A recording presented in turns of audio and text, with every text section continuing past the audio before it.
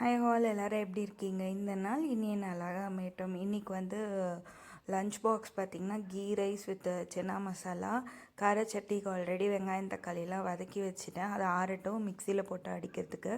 கருப்பு கவுனி அரிசி தோசை நேற்று ஊற வச்சுருந்தேன், நைட்டு அரைச்சி வெளியிலே வச்சுருந்தேன் ஃபர்மெண்ட் ஆகட்டும்ன்ட்டு. அண்ட் பாஸ்மதி ரைஸ் கீ ரைஸ்க்கு இப்போது ஒரு 20 மினிட்ஸ் ஊறட்டோன்ட்டு தண்ணியில் விட்டு வச்சுருக்கேன்.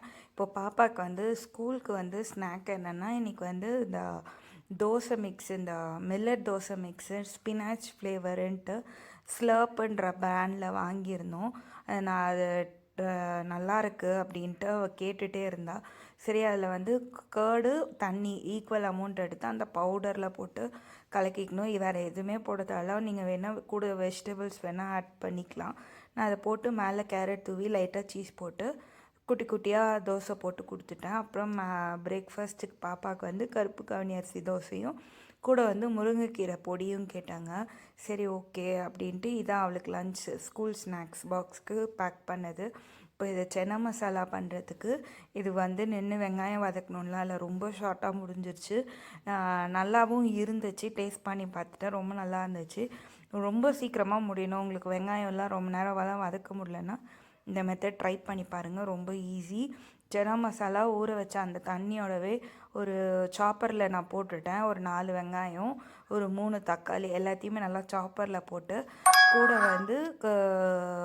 இஞ்சி பூண்டு பொடியாகவும் நறுக்கி போடலாம், இல்லை இஞ்சி பூண்டு பேஸ்ட்டாகவும் போடலாம். நான் இஞ்சி பூண்டு பேஸ்ட்டாக தான் போட்டேன். ஒரு 2 ஸ்பூன் ஃபுல்லாக, சின்ன ஸ்பூன் தான், ஒரு 2 ஸ்பூன் ஃபுல்லாக போட்டு கூட ஹோல் ஸ்பைஸ் கரம் மசாலா எப்பவும் போல் பிரிந்தி இலை, பட்டை, லவங்கம், ஏலக்காய்,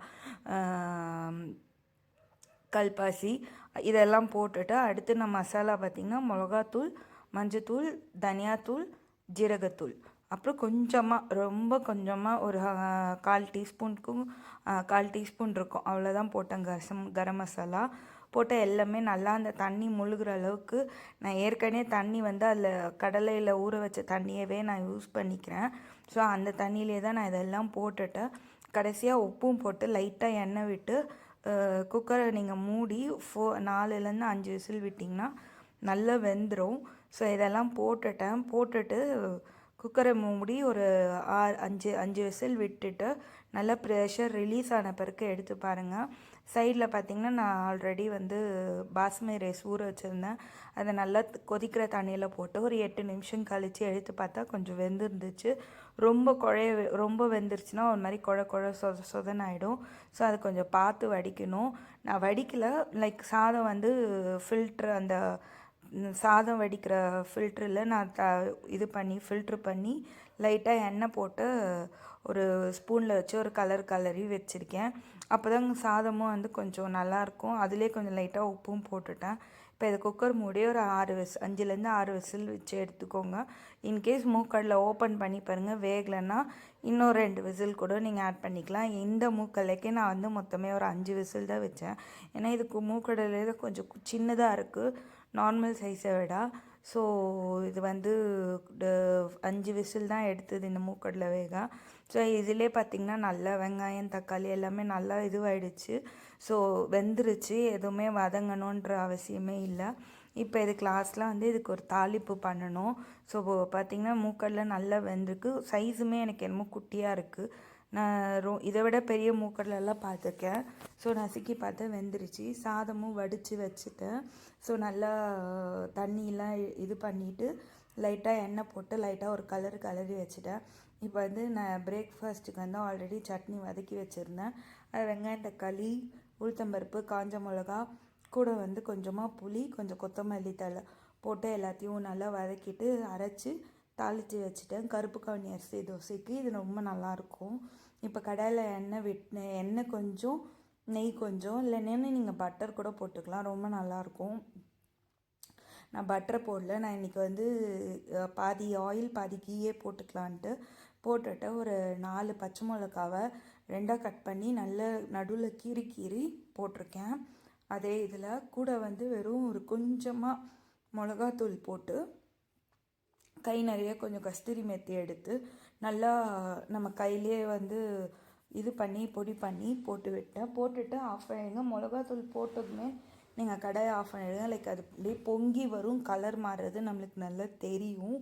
ஸோ இப்போ வந்து நல்லா கஸ்தூரி மேத்தி கையிலேயே நல்லா பொடிச்சு போட்டுட்டிங்கன்னா அவ்வளோதான், இது முடிஞ்சு. இதை வந்து அந்த சின்ன மசாலா அந்த குக்கரில் போட்டு ஒரு கலரிட்டு ஒரு 5 நிமிஷம் சிம்மில் வச்சுருந்தேன்.